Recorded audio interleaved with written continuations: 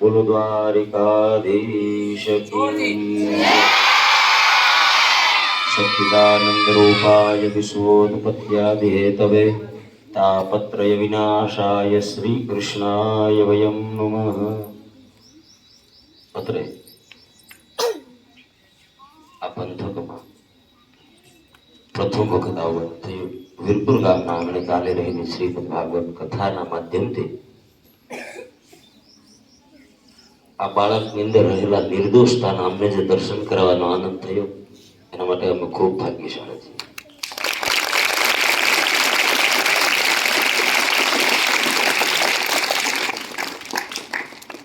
જન્મથી તે મૃત્યુ સુધીની અંદર જો નિર્દોષતા હોય ને સાહેબ, તો એ માત્ર ને માત્ર બાળકોની. એ બાળકોના જે દર્શન કરવાનો જે અમને જે લાભો મળ્યો એના માટે અમે ધન્યતા અનુભવીએ છીએ. તો અત્રે આ વિદ્યા મંદિર જે છે ને માત્ર સાહેબ પ્રાથમિક શાળા ને જ લાગુ પડે, એટલે પછી કદાચ રખાતું હશે ગમે ત્યાં, અને વિદ્યા મંદિર કહેવામાં આવે છે. કારણ કે મંદિર ત્યાં નિર્દોષતા છે. પછી હાયર સેકન્ડરી જે 11મું ને 12મું થાય તો આપણને વાસ્તવિકતા ખબર છે. અત્યારે છોકરાઓ ભણતા પણ નથી. બધા શિક્ષકો છે, બધા અત્યારે દરેક ઉપસ્થિત સ્કૂલના શિક્ષકો, માતાઓ, બહેનો, દરેકને ખૂબ ખૂબ સાધુવાદ, દરેકને ખૂબ ખૂબ આશીર્વાદ. નિર્દોષતા માત્ર ને માત્ર હવે બાળકોની સામે તો બીજી શું વાત કરીએ. બાળકોની સાથે આપણને આનંદ આવે કે આપણે કંઈક બોલ્યા, કેમ કે બાકી એમનો જે ભોળ પણ કહેવામાં આવે મારી ભાષામાં, કાઠિયાવાડી ભાષામાં, કે જે નિર્દોષતા. વૃદ્ધાવસ્થા સાહેબ આવે ને એટલે ત્યાં તો વફાદારી આવી જાય છે. વૃદ્ધ થાય એટલે વફાદારી આવી જાય. નિર્દોષતા એ બાળપણમાં છે. જે કાંઈ છે ને બધું યુવાનીમાં છે. સારું ખરાબ જે કંઈ થાય તે. ભાગવતની અંદર આવે છે કે ધ્રુવજી પોતાના પિતાના ખોળાની અંદર બેસવા માટેની ઈચ્છા ધરાવે છે અને એમની માતા ના પાડે છે.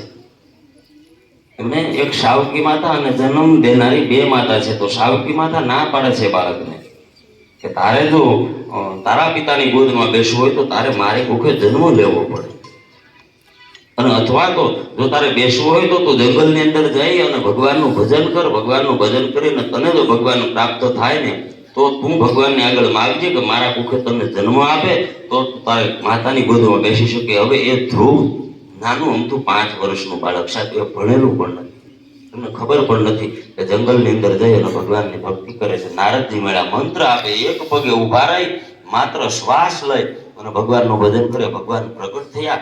ભગવાન પ્રગટ થયા ને એટલે ભગવાનને એ બાળકે કીધું કે પ્રભુ મને કંઈ આવડતું નથી, હું 5 વર્ષનું બાળક છું, તો તમે પોતે મારી અંદર બિરાજો અને તમે પોતે મારા મુખ દ્વારા તમારી સ્તુતિ તમે પોતે કરો.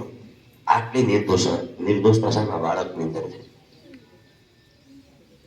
અને એને એ પરમાત્મા પ્રહલાદનું ચરિત્ર પણ આવે છે 7મા સ્કંધની અંદર, કે પ્રહલાદ જે છે એ ભણેલો છે અને શિક્ષકો અભ્યાસ કરાવે.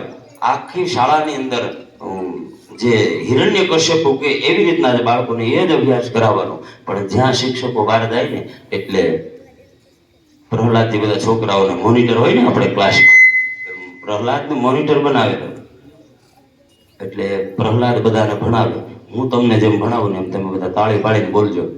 અલખના નામનો જ્યાં એકડો લખાય છે, અલખના અલખના નામનો જ્યાં એકડો લખાય છે,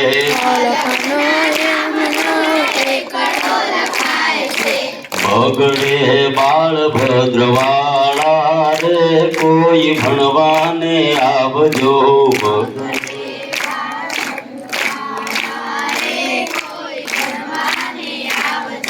બગડે બાળ ભદ્રવાળા રે કોઈ ભણવાને આવજો.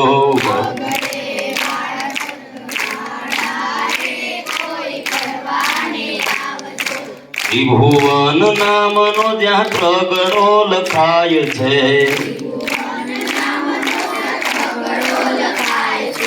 ત્રિભુવન નામનો જ્યાં ત્રગડો લખાય છે,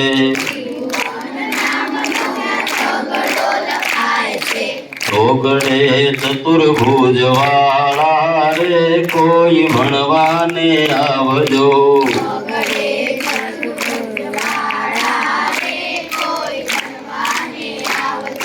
પાંચડે પર બ્રહ્મ વાળા રે કોઈ ભણવાને આવજો.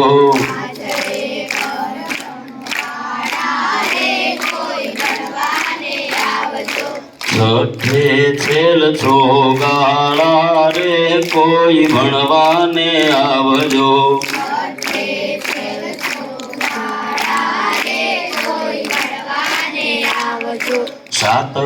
સત્યના નામનો જ્યાં સાતડો લખાય છે, સાહેબ આવું શિક્ષણ જ્યાં સુધી રહેશે ને ત્યાં સુધી આપણા દેશનો વિકાસ થશે. બાકી કલમનો ગ ને ખ, ખટારાનો ખ ને ગ, ગધેડાનો ગ આવ્યો ને ત્યારથી છોકરા બગડી ગયા. આપણે ત્યાં ક કલમનો હતો, ખ ખડિયાનો હતો અને ગ ગણપતિનો હતો, ખ ઘરનો હતો પણ બગાડ્યું. ખ ખટારાનો ખ અને ગ ગધેડાનો ગ. પ્રાથમિક શાળાની અંદર બાળકો ભણવા આવે ને એને માત્ર ને માત્ર શિક્ષિકાઓએ માત્ર બાળકનો એટલે કે માતાનો પ્રેમ જ આપવાની જરૂર છે. એને ખાલી તમે 5 ધોરણ સુધી પ્રેમ આપી દો ને એટલે બધું થઈ ગયું. એને કોઈ જરૂર નથી. કારણ કે પ્રાથમિક શાળાના બોર્ડની અંદર લખવામાં આવે છે સંસ્કૃતનો શબ્દ છે